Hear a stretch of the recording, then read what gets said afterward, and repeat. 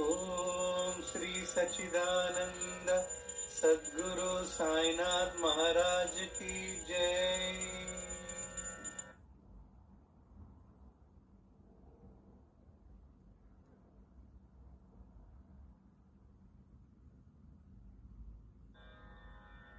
अखंड मंडलाकारं व्याप्तं येन चराचरं तत्पदं दर्शितं येन तस्मै श्री साई गुरवे नमः। अज्ञानतिमिरान्धस्य ज्ञानाञ्जनशलाकया चक्षुरुन्मीलितं येन तस्मै श्री साई गुरवे नमः।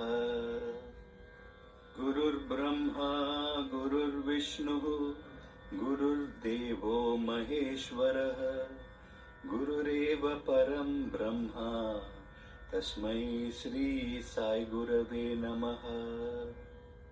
स्थावरं जंगमं व्याप्तं यत्किंचित् सचराचरं तत्पदं दर्शितं येन तस्मै श्री साई गुरवे नमः। चिन्मयं व्यापि यत्सर्वं त्रैलोक्यं सचराचरं तत्पदं दर्शितं येन तस्मै श्री साई गुरवे नमः। सर्वाश्रुतिशिरोरत्न विराजितपदं भुजः वेदान्तं भुजसूर्यो यस् तस्मै श्री साई गुरवे नमः। चैतन्य शाश्वत शांतो व्योमातीतो निरंजनः बिंदुनाद कलातीतस् तस्मै श्री साई गुरवे नमः। ज्ञानशक्ति समारूढ़ः तत्वमाला विभूषितः भुक्तिमुक्तिप्रदाता च तस्मै श्री साई गुरवे नमः।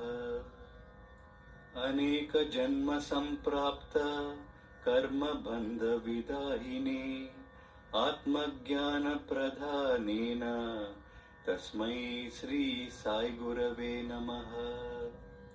शोषणं भवसिन्धोश्च ज्ञापनं सारसम्पदः गुरोपादोदकं सम्यक् तस्मै श्री साई गुरवे नमः।